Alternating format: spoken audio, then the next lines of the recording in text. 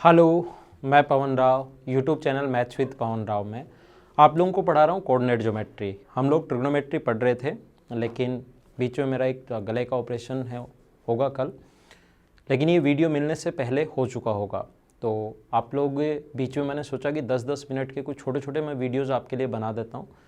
Operation से पहले वाले नाइट को मैं ये वीडियोज़ बना रहा हूँ, तो आपको जब भी ये वीडियो मिलेगा उस दिन तक तो ऑपरेशन हो चुका होगा। तो आप लोग कमेंट ज़रूर करना ताकि मैं आप लोगों को रिप्लाई कर सकूं, क्योंकि मुझे और तो कोई काम रहेगा नहीं लेटे लेटे उस दिन। तो उस दिन आपको कमेंट करने हैं ताकि मैं उसके रिप्लाई आपको सभी लोगों को कर सकूं। वीडियो को शेयर 100% करो वीडियो देखने से पहले ही, ताकि और लोगों को पता लगे कि किस स्टैंडर्ड से पढ़ना चाहिए एसएससी के लिए। तभी मैं आप लोगों को, क्योंकि पूरा कंटेंट आपको दे रहा हूँ और इस स्टैंडर्ड से पढ़ोगे तो सिलेक्शन हो जाएगा, फिर कहीं से आपको ये चीज़ें पढ़ने की ज़रूरत नहीं है। हेलो, मैं Pawan Rao Unacademy learning app पर भी एजुकेटर हूँ। आप लोग अनअकैडमी लर्निंग ऐप डाउनलोड करके वहाँ से मुझे फॉलो कर सकते हो। वहाँ पर कुछ मैंने अर्थमेटिक के टॉपिक्स डाले हैं जो आप लोग वहाँ से पढ़ सकते हैं। Okay, thank you. तो देखिए, आज की क्लास में मैं आप लोगों को पढ़ाने वाला हूँ सेक्शन फॉर्मूला। सेक्शन फॉर्मूला हम समझते हैं, आइए मैं आप लोगों को समझाता हूँ। ये अपने पास कोई भी पॉइंट मान लीजिए, मान लो ये कोई भी पॉइंट यहाँ पर है x1 y1, और ये वाला जो पॉइंट है यहाँ पर ये मान लीजिए x2 y2।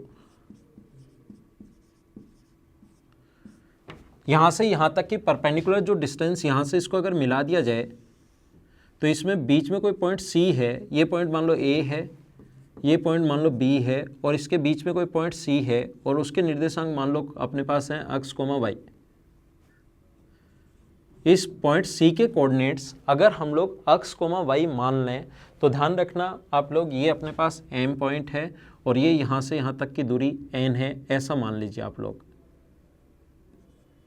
ये पॉइंट x2 y2 मान लो, और इधर नज़दीक पॉइंट है x1, कैसे भी मान लो वो कोई दिक्कत नहीं है, लेकिन पॉइंट आप लोग ऐसे मान लीजिए। यहाँ पर मुझे बताइए यहाँ से यहाँ तक की परपेंडिकुलर डिस्टेंस कितनी होगी? सभी लोग बोलोगे सर y2 होगी। यहाँ से यहाँ तक की जो परपेंडिकुलर डिस्टेंस होगी वो कितनी होगी? y2।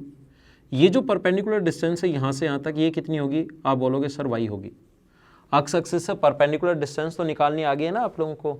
ये डिस्टेंस y2 है और ये डिस्टेंस y है। अगर हम लोग परपेंडिकुलर डाल दें यहाँ पर तो टोटल y2 थी, ये y है, तो ये कितना बचा? ये बचेगा y2 माइनस y। ऐसे ही यहाँ से यहाँ तक परपेंडिकुलर डिस्टेंस बताओ कितनी है? आप कहोगे सर परपेंडिकुलर डिस्टेंस तो y1 है। परपेंडिकुलर डिस्टेंस कितनी है?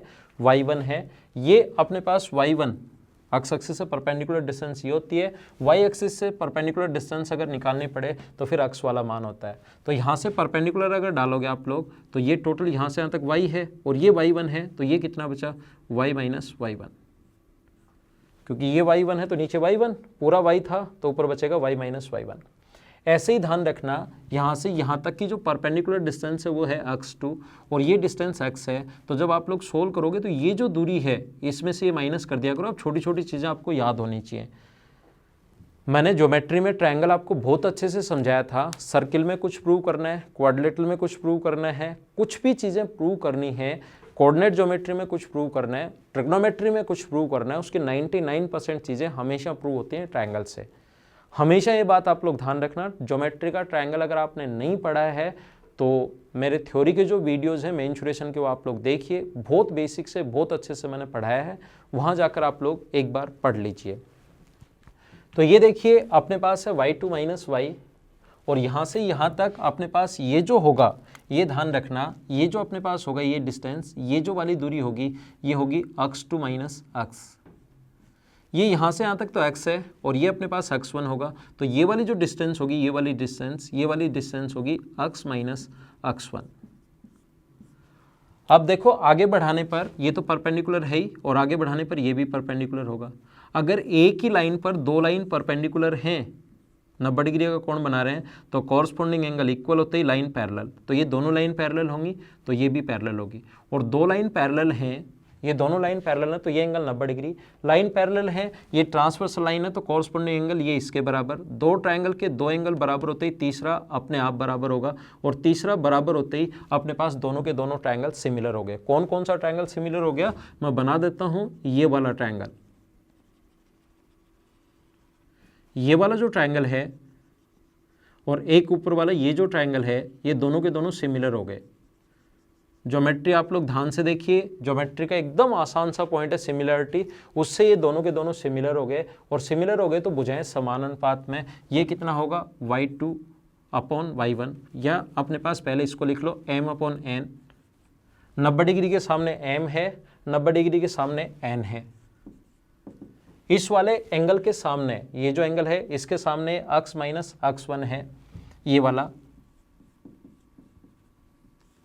और इसके सामने ये यहाँ पर है x2 माइनस x। सिमिलरिटी आप लोग देखिए, वहाँ से चीज़ें समझ में आएंगी।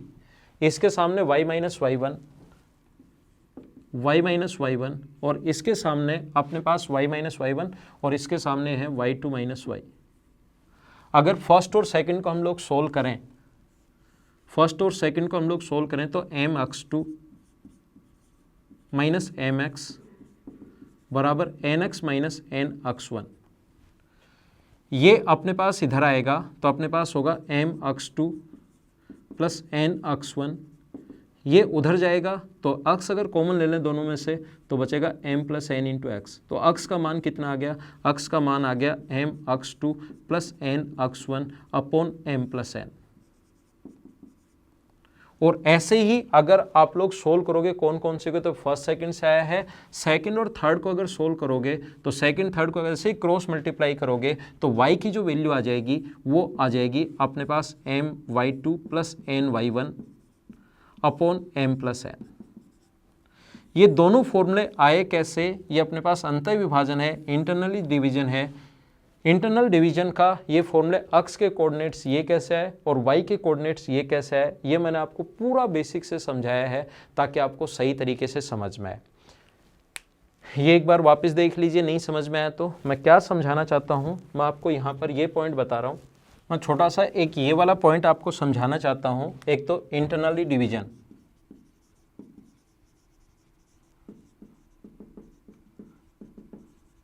अंतः विभाजन फॉर्मूला, सेक्शन फॉर्मूला पढ़ रहे हैं।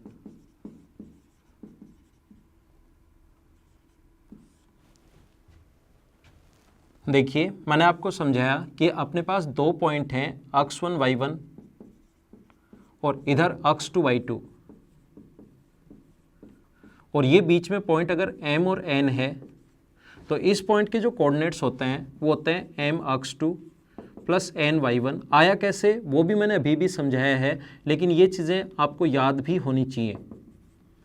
ये इधर वाला जो पॉइंट के कोऑर्डिनेट्स होंगे वो होंगे my2 y के coordinates plus ny1 upon m plus n। ये इस बिंदु के निर्देशांक होंगे, इस पॉइंट के कोऑर्डिनेट्स होंगे। एक बात आप लोग ध्यान रखना, अगर ये मिड पॉइंट है, मिड पॉइंट है मतलब m और n की वैल्यू अगर 1 है, ये अगर मिड पॉइंट है तो ध्यान रखना मिड पॉइंट्स के जो कोऑर्डिनेट्स होते हैं, मिड पॉइंट्स के जो कोऑर्डिनेट्स होते हैं वो m और n का मान 1 रख दो तो x1 plus x2 upon 2, y1 plus y2 upon 2, ये अपने पास मिड पॉइंट के कोऑर्डिनेट्स होते हैं। ये आप लोग ध्यान रखना। ये अपने पास अंतः विभाजन का फॉर्मूला है, ये अपने पास तब फॉर्मूला है तो अंतः विभाजन ही, लेकिन फॉर्मूला कब है जब अपने पास ये दे, क्या पॉइंट दे, हम लोगों को ऐसे दिया हुआ मिले कि आप लोग बताइए कि अगर मिड पॉइंट कभी हो तो उसके निर्देशांक ये होंगे, आप लोग ध्यान रखना। तो ये अपने पास इंटरनली डिवीजन कैसा है वो चीज़ मैंने आपको समझाई है। ये मध्य बिंदु के निर्देशांक मैंने आप लोगों को समझाए हैं, ये आप लोग छोटे छोटे पॉइंट्स ध्यान रखना। आइए इस पर बेस्ड अगला जो लेसन हम लोग बनाएंगे, इस पर बेस्ड मैं कुछ क्वेश्चंस करवाता हूँ। मैंने कहा है आपको ये छोटे छोटे वीडियोस मैं आपके लिए बना रहा हूँ ताकि आपको ऐसे नहीं लगे कि कोई लेसन कवर नहीं हो रहा। इन 15 दिन में जब तक मेरा ऑफ रहेगा, इंस्टीट्यूट मैं ऑफ रहूँगा, क्लासेज ऑफ करूँगा, तब तक आप लोग इनको पढ़ लीजिए।